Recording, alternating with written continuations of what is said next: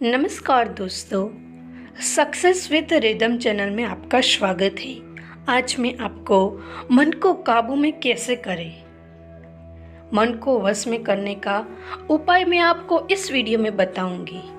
तो आपका ज़्यादा समय बर्बाद न करके हम इस वीडियो को शुरू करते हैं। मन की चंचलता सर्वविदित है। कई बार लोग प्रश्न करते हैं कि मन को कैसे वश में किया जाए, क्या करें कि मन हमारे काबू में रहे।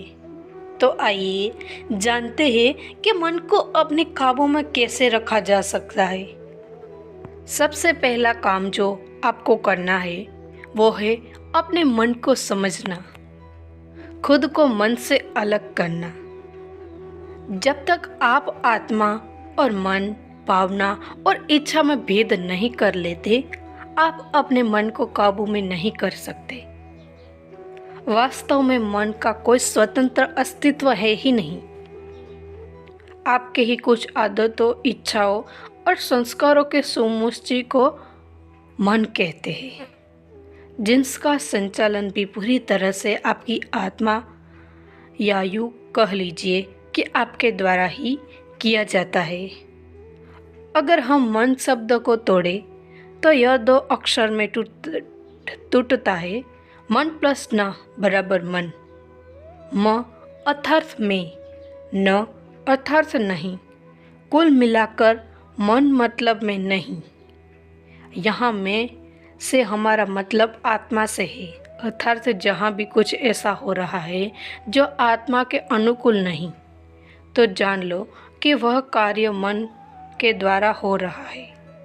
ऐसा नहीं कि वहाँ आत्मा कार्यरत नहीं है, आत्मा कार्यरत है, लेकिन निर्णय लेना आत्मा के वश में न होकर आपकी इंद्रिय, इसका इच्छाओं, आदतों और संस्कारों के वश में है।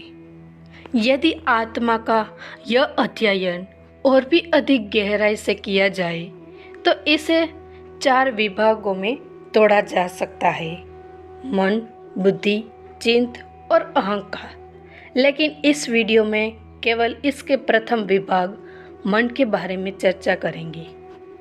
हम सुबह से शाम तक जो भी कार्य करते हैं वह किन्हीं इच्छाओं और आवश्यकताओं से प्रेरित होकर करते हैं। ध्यान दीजिए, शब्द पर गौर कीजिए।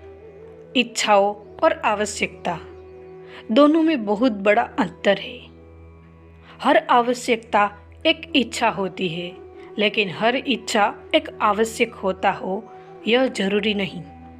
अब सारा लेख इन्हीं दो को समझने में है। तो आइए अब हम कुछ व्यवहारिक उदाहरणों से समझने की कोशिश करते हैं। मान लीजिए आप पानी पी रहे हैं। अब मैं आपसे प्रश्न करती हूँ, क्यों पी रहे हैं? अब इसके 2 जवाब हो सकते हैं। पहला, मन हुआ, इच्छा हुई। दूसरा, प्यास लगी, आवश्यकता हुई। ऐसा ही आप अपने दैनिक जीवन के हर कार्य में देख सकते हैं और आपको 2 ही चीज़ें देखने को मिलेगी, एक इच्छा तो दूसरी आवश्यकता। बस मन का सारा लेख इन 2 चीज़ों को समझने में है। जब आप अपनी इच्छा और आवश्यकता में अंतर करना सीख लेते हैं तो आप मन को समझ लेते हैं, और हमें यही तो करना था। अब आती है बात जिद की। कई बार ऐसा होता है कि हमें पता होता है कि अमुक कार्य को करना हमारी आवश्यकता नहीं, महज इच्छा है। फिर भी हम उस कार्य को करने के लिए स्वयं को मजबूर महसूस करते हैं। जैसे आपको भूख नहीं है, लेकिन सामने तरह तरह के मिष्ठान पड़े हैं जिन्हें देखकर आपके मुंह में पानी आ रहा है। बहुत कोशिश करने के बाद भी अब खुद को रोक नहीं पाते हैं और उन्हें खा लेते हैं। एक दूसरा उदाहरण लेते हैं। मान लीजिए किसी अश्लील चलचित्र या कहानी को सुनकर आपके मन में कुविचार की वर्षा शुरू हो गई। आप नहीं चाहते हुए भी उन विचारों में डूब रहे हो, अर्थात आप अपने मन पर काबू नहीं कर रख पाए, केवल संकल्प शक्ति की कमी के कारण। मन बड़ा जिद्दी है। मन ऐसा घोड़ा है जिसे यदि काबू में न किया जाए तो वह आपके समय, स्वास्थ्य और जीवन को मटियामेट करके तबाह कर सकता है। इसके ठीक विपरीत यदि उसे काबू में रखा जाए तो वही आपको महानता और सफलता के चरमोत्कर्ष तक पहुंचा सकता है। अब प्रश्न उठता है कि इस बेलगाम घोड़े पर लगाम कैसे लगाए, इसकी जिद को कैसे तोड़ा जाए। ऐसी अवस्था में सबसे पहला काम है मन को समझाइए। मन जिस भी कार्य के लिए जिद करता है, आवश्यकता न होते हुए भी वासना के वशीभूत होकर करता है, उसे उस बात के लिए समझाइए, अतीत का दृश्य दिखाइए। उससे कहिए कि देख, तूने अतीत में भी यही घटिया काम किया था, परिणाम क्या हुआ? दुख, सताप, पश्चाताप, दर्द। तो इसे दोबारा करने के लिए जिद क्यों कर रहा है? उसे भविष्य का दृश्य दिखाइए और बताइए कि देख, अगर अभी तो यह गलती करेगा तो भविष्य में तुझे अमुक अमुक नुकसान झेलने पड़ेंगे। तो फिर भी क्यों क्षणिक स्वाद, आनंद और मनोरंजन के लिए अपने भविष्य को अंधकार में बनाता है? मन के सामने लाभ और हानि के बराबर समीक्षा करें।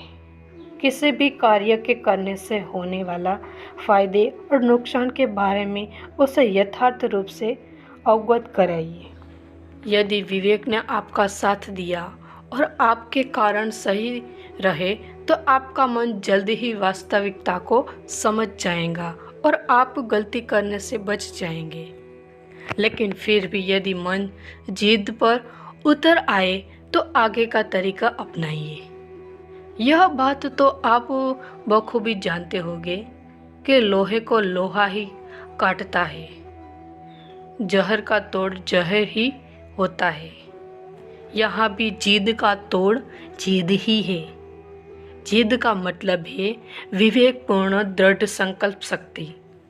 जब पानी सर के ऊपर निकल जाए, जहाँ समझाने से काम न चले, वहाँ मुकाबला के लिए तैयार रहना चाहिए। उस युद्ध को अपनी प्रतिष्ठा का प्रश्न बना लेना चाहिए। जिस भी बुरी आदत से आप छुटकारा पाना चाहते हैं, उसे अपने दुश्मन की तरह देखना शुरू कर दीजिए। उससे घृणा कीजिए, उसे चुनौती समझिए और दृढ़ संकल्प पूर्वक अपने मन को चुनौती दीजिए कि तू मेरा कुछ भी नहीं बिगाड़ सकता। मेरे साथ क्या होना है और क्या नहीं, ये मैं तय करूँगा, तू नहीं। यह ऐसा तरीका है जिससे बुरी से बुरी आदत को भी आप आसानी से छोड़ा सकते हैं। लेकिन विवेकपूर्वक समझाने में यह सुविधा होगी कि वह आदत हमेशा के लिए छूट जाएंगी। यह बात उस समय की है जब स्वामी राम तीर्थ कॉलेज जाते थे। जिस रास्ते से वह कॉलेज जाते थे, उसी मार्ग में एक व्यक्ति प्रतिदिन थड़ी लगाता था। सुबह सुबह उस थड़ी पर गर्म जलेबी और नाश्ता देखकर छात्रा तीर्थराम का मन जलेबी खाने को ललचाता था। गरीब स्थिति होने से राम तीर्थ के पास ज़्यादा पैसे तो नहीं रहते थे, लेकिन वह मन के बड़े संयमी थे। वो मन की कमजोरियों को समझ चुके थे कि और वह इसे कमजोरी से छुटकारा पाना चाहते थे।